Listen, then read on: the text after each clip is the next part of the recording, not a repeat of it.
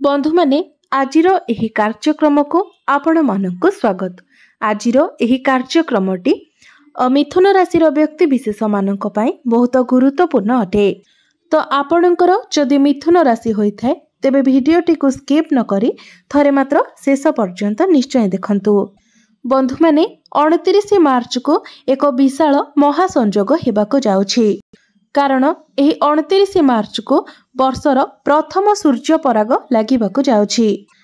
एहा व्यतीत एही 29 मार्च को शनिदेव मध्य निजर राशि परिवर्तन करबाको जाउछंती।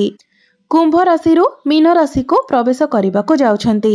तो बंधु माने शनिदेव 2.5 वर्षरे थरे निजर राशि परिवर्तन करिथांती। तेबे चलित वर्ष गोटिए दिन रे सूर्य पराग लागिबाको जाउछि एवं शनि चलन हेबाको जाउछि। तेबे एही दिन चैत्र अमावास्या एवं शनिवार मध्य पड़ुछि।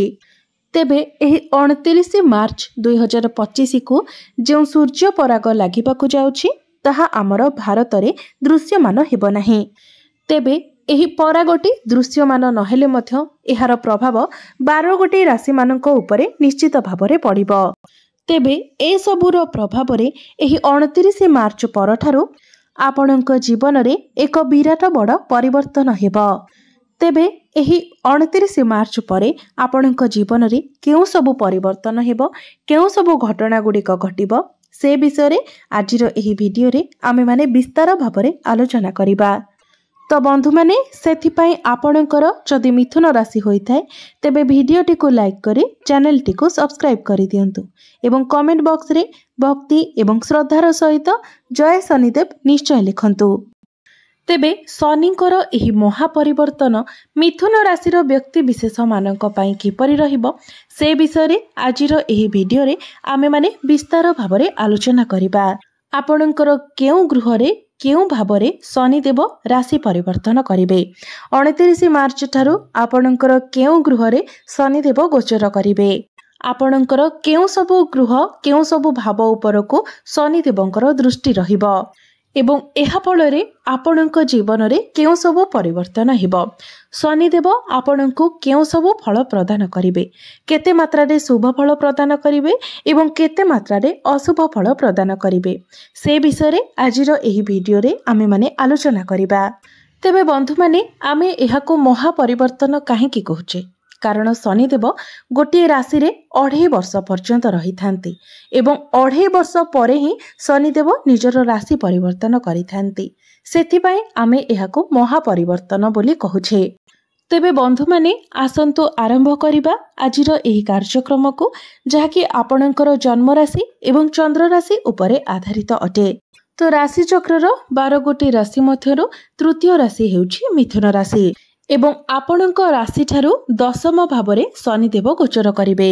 जहाकी शनिदेव आपणकर नवम भावरे थिले, मात्र 29 मार्च ठारू शनिदेव आपणकर दशम भावरे गोचर करिवे एवं पुणी 2.5 वर्ष पर्यंत शनिदेव आपणकर दशम भावरे रहिबे। तेबे दशम भावटी होइथाय हमर क्यारियर भाव, कार्यक्षेत्रर भाव। दशम भावरु आमे देखिथाउ जे हमर जॉब हमर क्यारियर किपरि रहिबो एवं दीर्घ 30 वर्ष परे शनिदेव आपणकर दशम भावरे गोचर करबाको जाउछंती। तेबे आपणक पई सबुठारु गुरुत्वपूर्ण कथा हेउछि जे नाही एही 2025 रे आपणकर शनि 7.5 रहिछि आउ नाही शनि 2.5 रहिछि।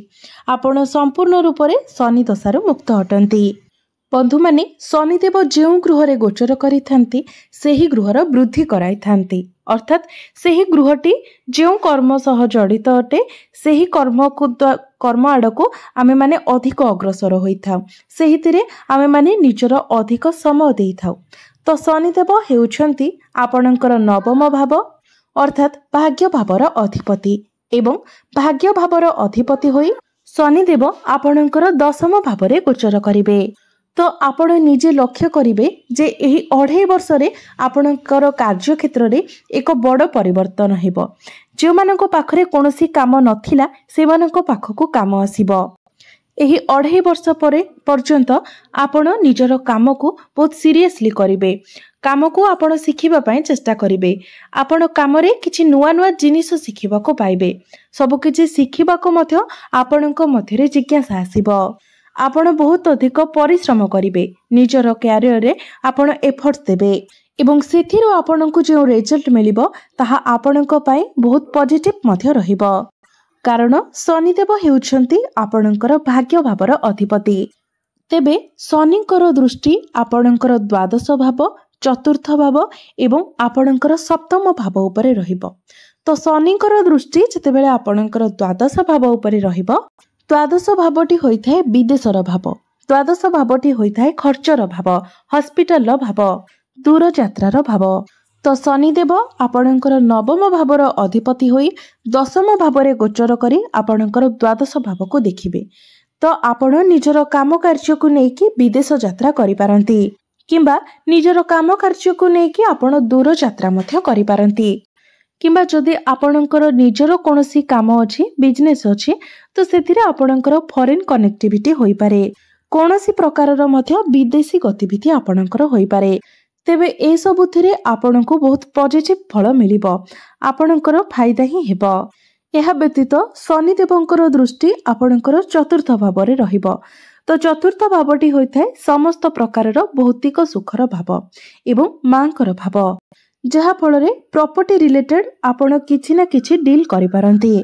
ताहा बहुत छोट हेउ किंबा बहुत बड़ हेउ, आपण कोनोसी प्रॉपर्टी किणा किणी करि पारंती, कोनोसी कंस्ट्रक्शन करि पारंती, किछि रेनोवेट मध्य करि पारंती। आपण लक्ष्य करिवे जे किछि ना किछि कंस्ट्रक्शन रो काम आपण निश्चित भाबरे करिवे। जदि एपरि किछि न हुए तो आपण किछि ना किछि इलेक्ट्रोनिक्स जिनिस मध्य किणा किणी करि पारंती, जेउथिरे लुहा जडित थिबो। ताहा कोनोसी जानबाहन हेउ किंबा कोनोसी मेसिन हेउ। मात्र एहा जेहेतु आपणक मांकर मध्य भाव, तेणु ए दृष्टि आपणको टिके अशुभ फल मिलिबो। अर्थात आपणको नै आपणक मां चिंतारे रहि पारंती किंबा अजथा कथा को नै कि मते आपणक मां चिंताग्रस्त रहि पारंती, स्ट्रेस नै पारंती। एहा व्यतीत शनिदेवंकर दृष्टि आपणकर सप्तम भाव उपरे पड़िबो एवं 15 मई ठारू गुरु मध्य आपणकर प्रथम भावरे रही आपणकर सप्तम भाव को देखिबे। तो आपणक सप्तम भाव उपरे शनिकर दृष्टि रहिबो, गुरुंकर मध्य दृष्टि रहिबो। तो जो मानकर जेते चेष्टा कले परे मध्य विवाह होई पारु नाही, विवाह बयस होई जायथिले मध्य आपणकर विवाह होई पारु नाही, तो 15 मई परे आपणकर विवाह योग खोली जिवो एवं आपणकर इच्छा मुताबक स्थान रे आपणकर विवाह मध्य हेबो। एहा सहित आपणकर सप्तम भाव उपरे जेतेबेले शनिदेवंकर दृष्टि पड़िबो तो आपण पार्टनरशिप बिजनेस मध्य करि पारंती। किछि डेली इनकम रो काम मध्य आपण करि पारंती, जेउथिरे आपणकर डेली इनकम होई पारुथिबो। एही समय आपणकर कोनोसी नुआ मित्र मध्य सृष्टि होई पारंती।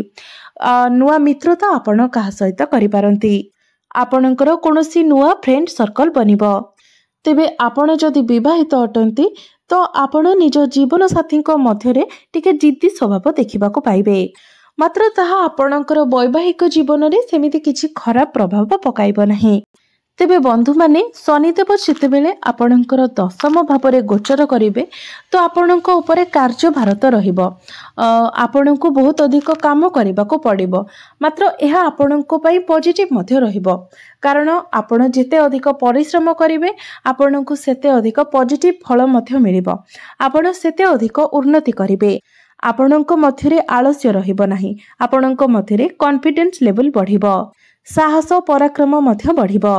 एवं जदि कोनोसी विद्यार्थी आपण हायर एजुकेशन करिबा पई चाहुतिले तो आपणक पई मध्य समय बहुत अधिक सपोर्ट करिबो।